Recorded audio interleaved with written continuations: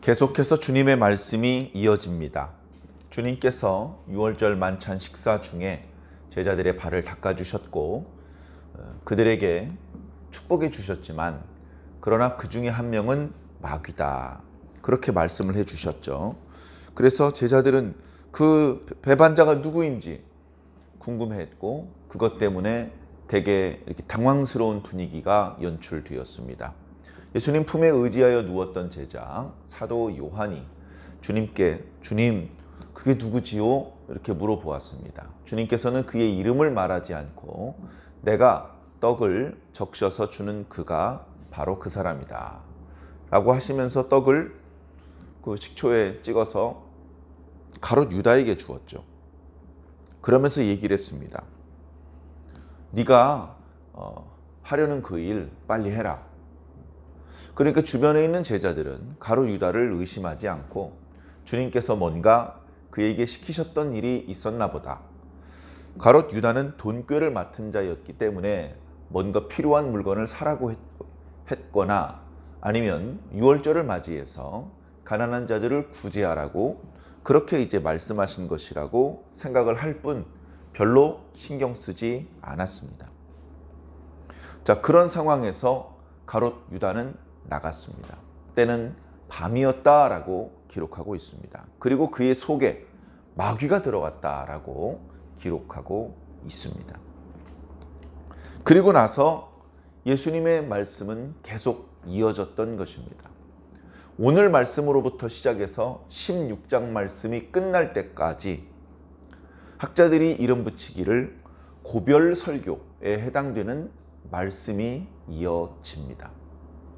주님께서 이제 겟세마네 동산에서 잠시 기도하시고 악한 유대인들에게 잡힐 때까지 시간이 불과 얼마 남지 않았습니다.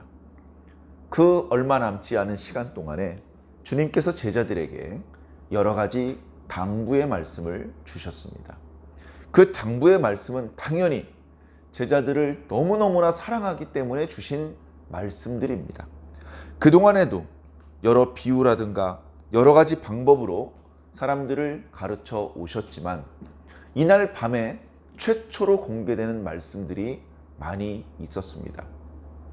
조금 형식은 다르게 하셨지만 다른 복음서에서도 예수님께서 예루살렘에 입성하신 이후에 있었던 말씀들에 대해서 많이 기록하고 있습니다. 마태복음에서도 예루살렘 입성 이후에 성전에서 사람들과 또는 예수님에게 뭔가 이렇게 꼬투리를 잡으려는 사람들과의 논쟁, 그리고 백성들을 가르치는 그런 장면들이 많이 소개되고 있습니다. 그리고 그날 날이 저물어 갈 때에 주님께서 숙소인 베다니 쪽으로 가시면서 감람산에 걸터 앉아 성전이 내려다 보이는 그 자리에서 주셨던 그런 말씀도 있습니다. 그리고서 오늘 말씀은 최후의 만찬 때 마지막 식사를 하시고 거의 주무시지 않으시고 제자들과 이야기를 나누셨고 그리고서 새벽에 기도하시다가 체포되셔서 그 새벽부터 대제사장의 집에서 밤새도록 모욕을 당하시고 그리고 아침 일찍 빌라도의 관저로 헤롯의 궁으로 이리저리 끌려다니면서 신문을 당하셨던 것입니다. 자, 그렇게 되기 전에 아직 그 누구의 방해도 받지 않고 제자들과 주님만 있는 그 허락된 시간에 이제 주님의 말씀이 시작되고 있는 것입니다. 오늘 말씀 첫 구절에 이제 베드로가 가롯 유다가 나가고 나서 그리고 나서 예수님의 말씀은 계속 이어집니다. 어쩌면 말씀을 듣는 제자들 중에 이 말씀은 뭔가 중요한 말씀인 것 같은데 아이고 유다 그 친구도 들었어야 되는데 이런 식으로 생각하는 사람이 있을지도 모르겠습니다. 그러나 말씀은 언제나 허락된 사람만 듣게 되는 것 같습니다. 만약에 피치 못하게 그 자리에 유다가 없었고 유다도 그 말씀을 들어야 마땅했던 사람이었다면 어떤 방법, 어떤 형태로든 유다도 그 자리에서 선포되었던 말씀을 전달받았을 것입니다. 그러나 지금 가롯 유다는 그런 상황이 아니었습니다. 자, 그렇게 가롯 유다가 나간 이후에 주님께서 뭔가 말씀을 시작하십니다. 이제는 식사도 다 마무리되었고 뭔가 정리가 좀 된 다음에 주님께서 우리 이제 가서 좀 쉴까? 그러면 예 하면서 우르르 그 다락방을 나설 참이었고, 그게 아니고 주님께서 자리를 고쳐 앉으시고 뭔가 제자들을 바라보시면 제자들도 주님의 얼굴을 바라보면서 아, 지금 바로 가는 건 아닌가 보다, 주님께서 뭔가 말씀하실 게 있으신가 보다, 이렇게 생각을 하고 주님의 말씀을 기다리는 것이죠. 그렇게 제자들의 시선이 그리고 마음이 집중되었을 때에 주님의 말씀이 시작되었습니다. 주님께서 말씀하시기를 인자가 지금 영광을 받았고 하나님도 인자로 말미암아 영광을 받으셨도다. 하나님께서 영광을 받으셨기 때문에 인자에게도 영광을 하나님께서 친히 주실 것이다. 제자들로서는 잘 이해되지 않는 영광이라는 단어를 쓰셨고, 제자들로서는 지금 하고 싶은 얘기가 많으신 것 같은데, 예수님 표정을 보니까 뭔가 심각한 얘기를 하실 것 같은데, 하나님께서 영광을 받으시고 인자가 영광을 받으실 이야기부터 하신단 말이죠. 제자들은 이해가 잘 안 되는 걸 꾹 참고 주님의 말씀을 계속해서 듣고 있었을 것입니다. 그러나 주님 편에서는 하나님께 영광을 돌리는 것은 매우 중요한 일입니다. 그것을 위해서 오신 것이죠. 주님께서 사람을 향해서는 우리 죄인들의 죄를 대속하셔서 구원의 길을 여시는 것이 이 땅에 오신 목적입니다. 그 구원의 길을 여시기 위해서는 예수님께서 십자가에 달려서 죽으셔야 했습니다. 그래서 제가 종종 예수님께서는 죽기 위해 오셨다라고 표현을 했던 것입니다. 그런데 하나님 편에서는 하나님께서 영광을 받으시기 위해서 예수님께서 오신 것입니다. 그런데 하나님께서 영광을 받으시는 방법은 예수님께서 십자가에 달려서 죽으셔야 되는 것입니다. 그래서 사망의 권세를 제압하시고 죄인들을 구원하시는 길을 여시며 마귀에게 하나님께서 승기를 잡으시는 그런 의미가 있는 그 사건이기 때문에 그렇습니다. 그래, 우리 죄인들의 죄를 대속하기 위해서도 하나님께서 큰 영광을 받으시며 만세전부터 계획하셨던 뜻이 이루어지기 위해서 예수님께서는 십자가에 달려서 죽으셔야 했던 것입니다. 그리고 그 사건은 외관상 패배한 것 같았고 실패한 것 같았지만 사실은 승리한 것이고 성공한 것이며 하나님께서 영광을 받으시는 사건이었으며 예수님께서 영광을 받으시는 순간이었던 것입니다. 지금 그 말씀을 하고 있는 것입니다. 제자들은 지금은 이해가 안 되죠. 나중에 예수님께서 부활 승천하시고 제자들에게 성령이 임한 이후에 밝히 깨닫게 되었던 말씀인 것입니다. 자, 하나님께서는 예수님을 통하여 많은 영광을 받으셨습니다. 예수님께서 태어나셨을 때 천사들이 뭐라고 찬송했습니까? 하늘에서는 영광이요. 태어나는 것부터가 하나님께는 영광이었습니다. 예수님께서 하나님께 영광 돌리기를 원하는 기도를 올렸을 때 하늘로부터 소리가 났습니다. 내가 이미 영광을 받았고 또 받을 것이다. 예수님께서 죽기 전에도 예수님께서 행하셨던 수많은 사역들, 말씀을 가르쳐 주시고 병자를 고쳐주시고 귀신을 쫓아내 주신 그 여러 사역들을 통해서 하나님께서 영광을 받으신 것입니다. 마태복음에 그런 말씀도 있었죠. 너희 착한 행실을 사람들이 보고 하나님께 영광을 돌리게 하라. 어쩌면 예수님 주변 사람들도 그 행하는 작은 선행들로 말미암아 하나님께 영광을 돌리게 만들 수 있는 것입니다. 그렇게 작은 영광들이 모여서 더 큰 영광을 하나님께 돌려드려야 하는 것이죠. 예수님께서는 쉬지 않고 하나님께 영광을 돌리는 그런 삶을 사셨던 것입니다.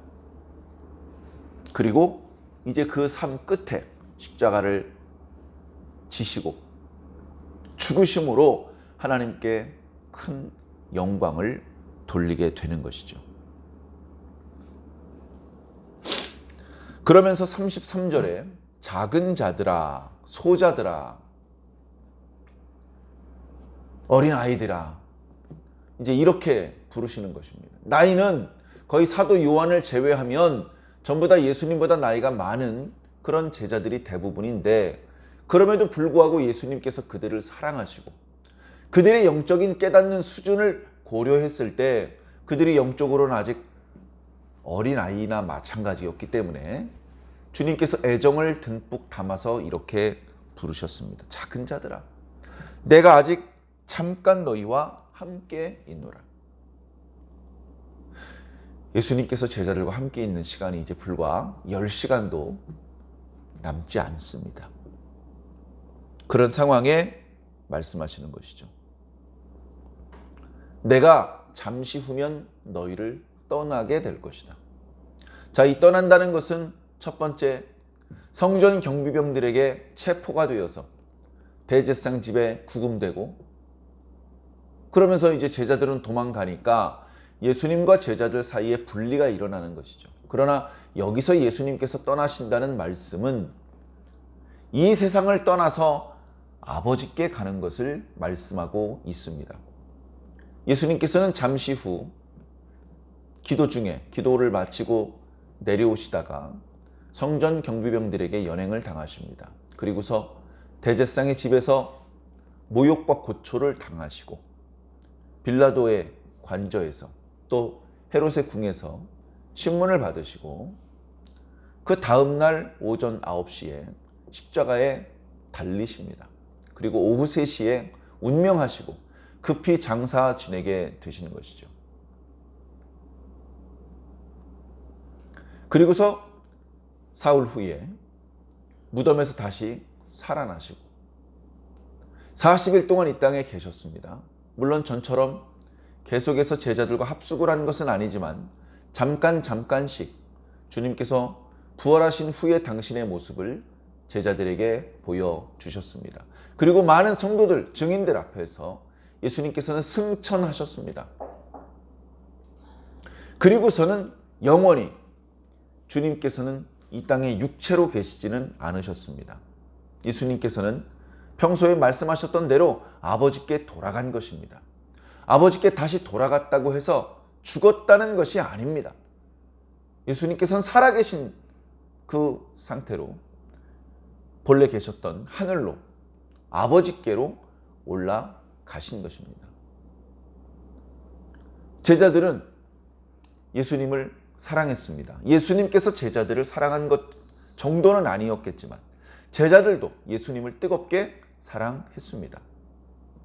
그래서 다소 고생스럽더라도 조금 굶고 조금 춥고 가끔은 유대인들의 돌팔매질을 피해서 도망 다녀야 했지만, 그러나 예수님이 가신다면 기꺼이 예수님과 함께 있기를 원했던 제자들이었습니다.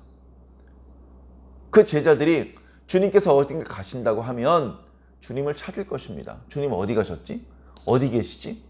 주님 저쪽 마을에 계시대. 그러면 우르르 뛰어갔을 것입니다. 그런데 주님께서 말씀하십니다. 이번에 내가 너희를 떠나면 너희들은 나 있는 곳으로 올 수 없다. 그렇게 말씀하십니다. 그러면서 예전에 유대인들에게도 그렇게 이야기를 했었지. 내가 다시 돌아갈 것인데 내가 가는 곳에 너희들은 올 수 없을 것이다. 아니 도대체 이 자가 어디로 가려는 거지? 이방인들에게로 가려고 하나? 이방 땅에 살고 있는 유대인들에게 가려고 하는 것인가? 아니면 자결하려는 것인가? 유대인들은 예수님께서 말씀하시는 그 의미를 깨달을 수가 없었습니다. 어쩌면 제자들도 크게 다르지 않았던 것이죠.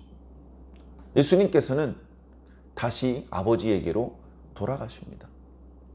예수님을 뜨겁게 사랑했지만 제자들은 예수님을 따라서 아버지에게 갈 수 없습니다. 예수님께서 죽으셨다고 제자 중에 누가 자진을 했다 할지라도 예수님께서 계신 곳에 갈 수는 없는 것이었습니다. 주님께서 그렇게 말씀하시니까 제자들은 더 마음이 불편했을 것입니다. 주님의 말씀은 계속 이어집니다. 내가 너희를 떠나면 나를 찾으려고 하지 말고, 너희들은 어차피 나 있는 곳에 올 수 없으니 나를 찾으려고 하지 말고, 내가 너희에게 본을 보여준 것처럼 서로 사랑해라. 나도 너희를 사랑하지 않았느냐? 너희를 다 알지 않느냐? 내가 너희를 사랑했던 것처럼 너희도 서로 사랑해라. 너희가 만일 서로 진실로 사랑한다면 그 모습을 주변 사람들이 보고 너희들이 나의 제자라는 것을 알게 될 것이다. 예수님께서 제자들에게 임명장을 나누어 준 것이 아닙니다. 사람들이 다 보는 앞에서 여기 있는 이 사람들이 내 제자입니다 라고 공표한 것도 아닙니다. 그러나 제자들이 서로 사랑할 때 저기 봐, 저분들이 예수님의 제자야. 그렇게 사람들이 그 권위를 인정하게 될 것이다 라고 말씀하시는 것이죠. 참으로 중요한 말씀입니다. 아주 귀중한 당부입니다. 오늘 저와 여러분들에게 주시는 당부이기도 합니다. 서로 사랑해라. 그래야 너희가 참으로 그리스도인이라는 것을 세상 사람들이 알게 될 것이다 라는 말씀이지요. 그 중요한 말씀을 주시는데 제자들은 아직도 마음이 불편합니다. 베드로 한 사람만 불편한 건 아니지만 베드로가 대표로 주님께 질문을 드립니다. 주님, 어디로 가시옵니까? 도대체 어디로 가신다는 말씀이십니까? 그리고 어찌하여 저희들은 주님 계신 곳에 갈 수 없다고 하십니까? 그렇게 물어봅니다. 그러면서 말하는 것이죠. 주님, 저희는 주님을 위해서 죽을 각오가 되어 있습니다. 목숨을 걸었는데 저희들이 주님 계신 곳에 가지 못할 게 무엇이겠습니까? 그렇게 질문을 했습니다. 그때 예수님께서는 그 베드로를 보시면서 참 기특하구나라는 표정과 함께 안쓰러운 표정을 지으시며 이렇게 말씀하셨습니다. 네가 나를 위해서 목숨을 버리겠다고? 베드로야, 네가 오늘 닭 울기 전에 나를 3번 부인할 것이다 라고 말씀하셨습니다. 주님의 이 말은 그냥 한번 해본 말이 아닙니다. 실제로 그렇게 되었습니다. 주님의 이 말씀 때문에 제자들은, 그리고 그 자리는 더욱 답답한 분위기가 되었습니다. 이제 불과 시간이 얼마 없는데 주님의 말씀을 더 들어야 되는데 제자들의 마음은 더 우울하고 답답한 지경이 되었죠. 다른 복음서의 말씀을 보면 주님께서 이렇게 말씀하실 때 아닙니다 주님, 저희가 주님을 위해서 목숨을 바치겠습니다. 다른 제자들도 주님 저도 그렇게 하겠습니다. 주님 저도 목숨을 바치겠습니다. 그렇게 대답을 했다고 기록하고 있습니다. 그러나 주님께서는 그들을 잠잠하게 하시고 계속해서 14, 15, 16장의 말씀을 해주셨던 것입니다. 사랑하는 성도 여러분, 주님께서 주시는 말씀은 언제 말씀하셨든지 참 소중한 말씀입니다. 특히 이렇게 마지막 주님에게 남겨진 시간에 주시는 말씀은 얼마나 더 귀중한 말씀이겠습니까? 이 말씀은 그 11사도에게만 주셨던 말씀이 아닙니다. 만약에 그런 의미였다면 굳이 성경에 기록되지 않았을 것입니다. 그러나 이 말씀은 오늘 저와 여러분들에게도 주시는 말씀이기 때문에 성경에 기록되었습니다. 우리가 부지런히 읽고 그 뜻을 헤아리며 따라야 되는, 믿어야 되는 주님의 말씀인 것입니다. 사랑하는 성도 여러분, 마음이 기쁘든 마음이 무겁든 주님께서 말씀하실 때에는 모든 하던 일을 멈추고 말씀에 집중해야 합니다. 때로는 그 말씀이 이해가 되지 않을 수도 있습니다. 때로는 그의 말씀의 내용이 우리를 우울하게, 곤란하게 만드시는 말씀일 수도 있습니다. 그래도 주님의 말씀은 들어야 됩니다. 계속해서 이어지는 주님의 말씀들을 마음을 모아 함께 읽고 묵상해 주시고 그 말씀의 깊은 뜻을 헤아려서 그 말씀과 함께 깊은 은혜를 체험하시기를 당부드립니다. 계속해서 이어지는 주님의 당부의 말씀들이 우리의 일상생활에, 우리 마음에 떠올라서 우리의 모든 일상시간, 그리고 우리 남은 평생 주님의 당부대로 살 수 있는 저와 여러분들이 꼭 되기를 예수님 이름으로 간절히 축원합니다. 아멘.